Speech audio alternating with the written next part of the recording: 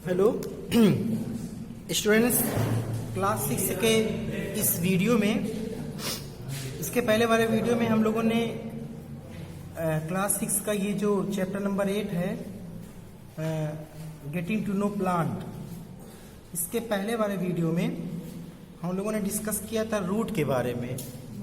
हमको पता है कि प्लांट के दो पार्ट होते हैं।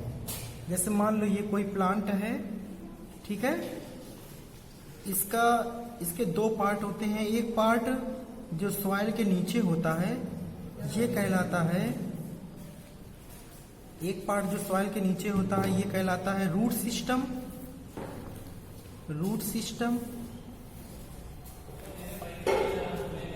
और जो पार्ट सॉइल के ऊपर होता है ये पूरा पार्ट कहलाता है सूट सिस्टम। तो जब हम रूट सिस्टम के बारे में हम लोगों ने स्टडी कर लिया था कि the part of the plant which grow under the soil is called root system. और रूट सिस्टम में हम लोगों ने देखा था रूट दो टाइप की होती है, टैप रूट और फाइब्रस रूट। आज हम डिस्कस करेंगे सूट सिस्टम के बारे में। जब हम रूट के ऊपर का हिस्सा देखते हैं तब हम उसमें हमको कई पार्ट दिखाई देते हैं। जैसे एक दिखाई देता है स्टेम, तो स्टेम के बारे में हमको पढ़ना है। एक लीफ दिखाई देती है तो लीफ के बारे में भी पढ़ना है। और एक फ्लावर दिखता है तो फ्लावर के बारे में पढ़ना है। सबसे पहले स्टेम के बारे में।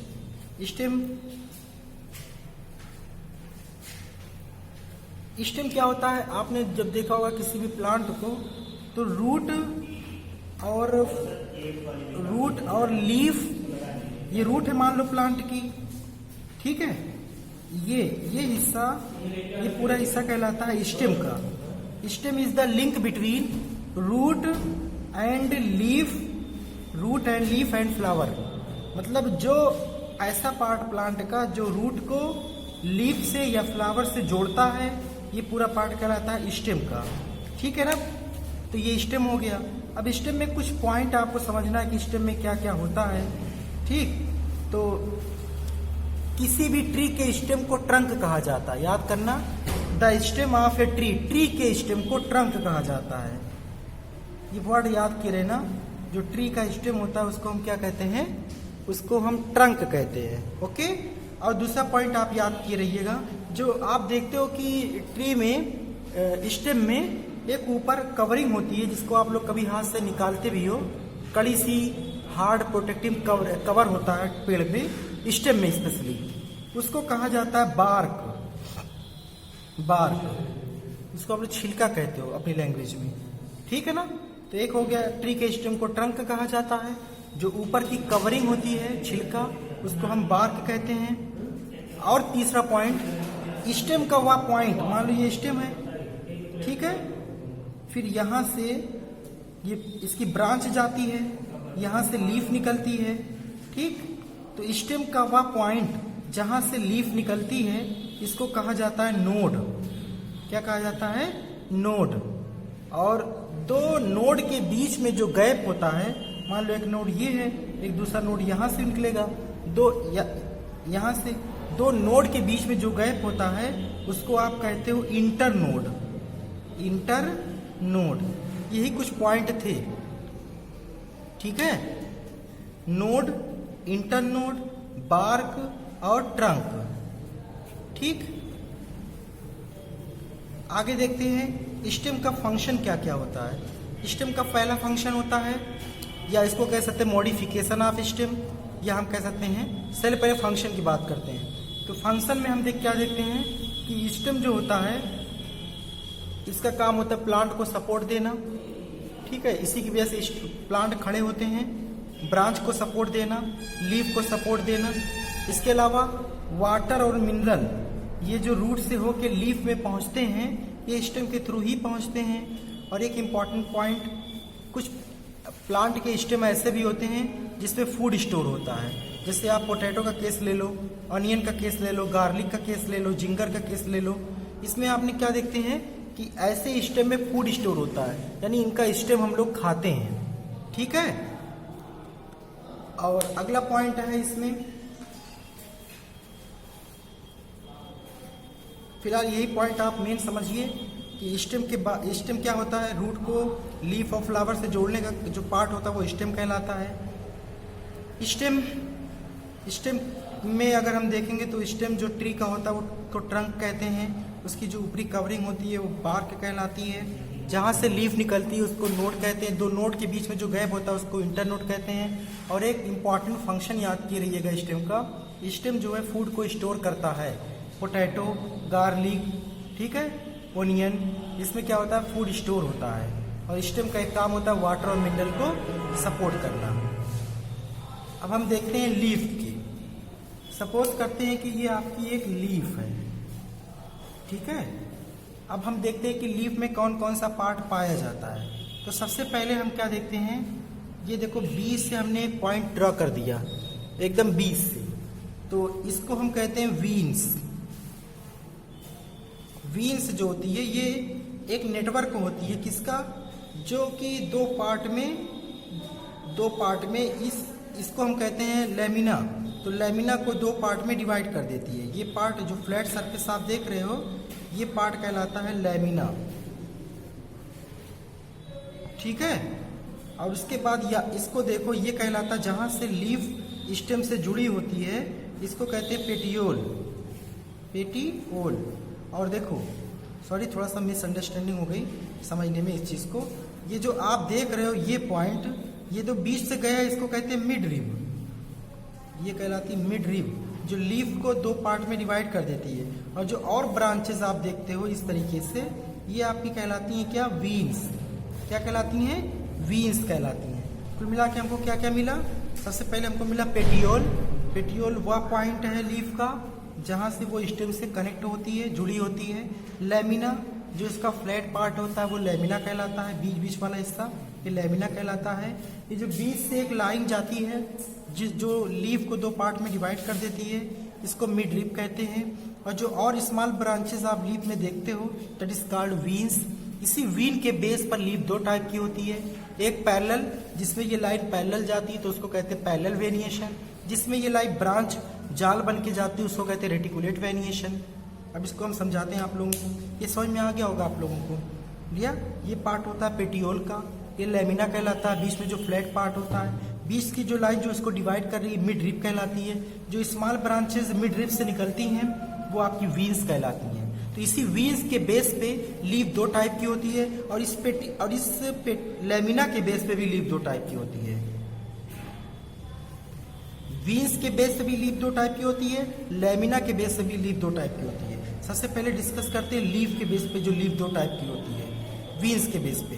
तो उसमें पहला है पैरेलल वेरिएशन। पैरेलल